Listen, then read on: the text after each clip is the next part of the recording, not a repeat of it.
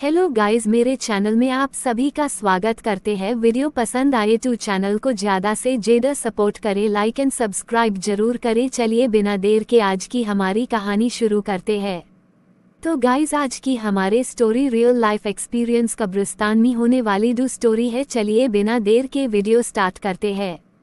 एक बार की बात है, केरल के एक छोटे से शहर में सुल्तान ने एक पवित्र कब्रिस्तान का नाम रखा था। ऐसा कहा जाता था कि उस कब्रिस्तान में विभिन्न प्रकार की अलौकिक शक्तियां निवास करती थीं। एक अजीब रात को बिली, लूसी और रोहित तीन दोस्त कब्रिस्तान के किनारे पर मिले। अचानक हुए कब्रिस्तान से भयानक फुसफुसाहट की आवाज सुनी गई। आवाज कहां से आ रही है ये देखने के लिए वे हाथ में कोच लेकर सावधानी से कब्रिस्तान के गेट से अंदर घुसे।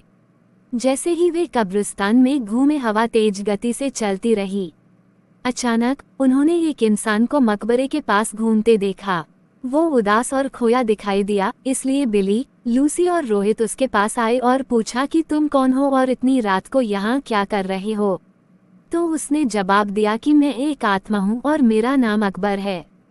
अकबर ने उन्हें उस भयानक अभिशाप के बारे में बताया जो इस कब्रिस्तान की सभी आत्माओं को परेशान करता था। हर रात एक प्राचीन चुड़ैल जगती थी और कब्रिस्तान पर जादू करती थी, और अकबर जैसे मासूम सपनों को अपनी गोद में लेकर बैठी थी। अभिशाप को तोड़ने का एकमात्र तरीका कब्रिस्तान के पीछे जंगल में एक पेड़ के नीचे की जगह बनी मंत्र पुस्तक को अंधा कर दिया गया और आधी रात से पहले उसे नष्ट करना था। मैजिक बुक डिस्कवरी की दृढ़ संकल्प लेकर बहादुर टिकड़ी अपने मिशन पर निकल पड़ी। उन्होंने अंधेरे में मकबरों के बीच के रास्ते जंगल में जाने के लिए कहा और इस बात का ध्यान रखा कि आराम करने वाली तस्वीरों को परेशान न किया जाए।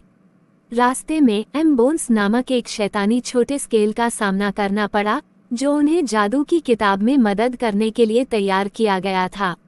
वो उन्हें एक पुराने आम के पेड़ के पास ले गया और कहा, इस पेड़ के पत्ते सब अपने पास रख लो। अगर ये कागज फाके पास रहता तो वो विच गलीब कुछ नहीं कर पाता, और ये पत्ती आपकी जादुई किताब मदद हासिल करने में मदद करेगी। ये कंकाल वो कंकाल कब्रिस्तान से बाहर की ओर चला गया। आम के पत्तों को अपनी टोपी में लेकर 3 फ्रेंड्स मैजिक किताब खोजने लगे। बहुत डिस्कवरी के बाद जंगल में एक झील के अंदर कुछ क्षमता हुआ दिखाई दिया। रोहित को तैरना आता था तो वह झील के अंदर की तरफ चमकता हुआ बॉक्स ले आया। जैसे ही आम के पत्ते को बॉक्स के ऊपर रखा, वैसे ही बॉक्स खुला और चमचमाती जादुई किताब बाहर निकली आई। जैसे ही आम के पत्ते को बॉक्स के ऊपर रखा, वैसे ही बॉक्स खुला और चमचमाती जादुई किताब बाहर निकली आई। आधी रात करीब आई ही वे तीनों अपने हाथों में जादू की किताब लेकर श्राप को तोड़ने के लिए कब्रिस्तान की तरफ बड़े हो गए। कब्रिस्तान में उन्होंने किताब को खोला और एक प्राचीन मंत्र का पाठ किया।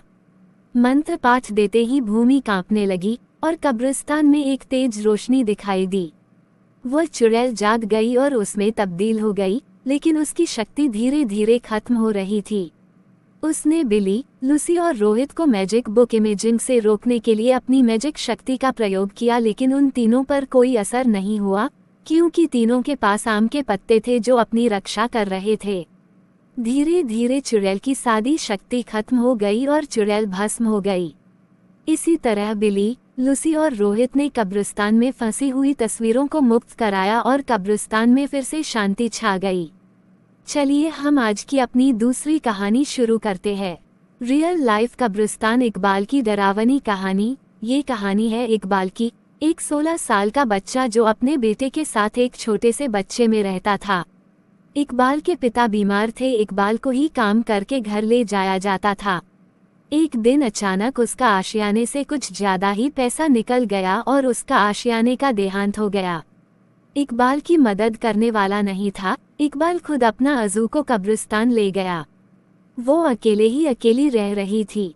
कब खोदते खोदते कब 2 से शाम और शाम से रात हो गई, उसे कुछ पता ही नहीं चला। जब वो अपने अब्बू को दफना के कब्रिस्तान के गेट की तरफ बढ़ रहा था, तब काफी रात हो गई थी। हवा भी तेज गति से चलती थी।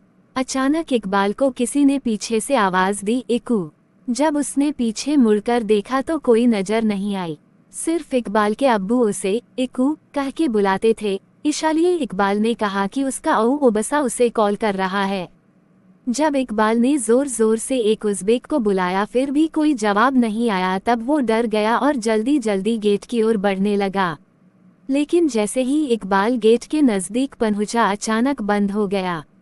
वो एकदम से भयभीत हो गया। कब्रिस्तान की दीवार और इतने ऊंचे गेट की वो किसी भी तरह से पार नहीं कर सकती थी।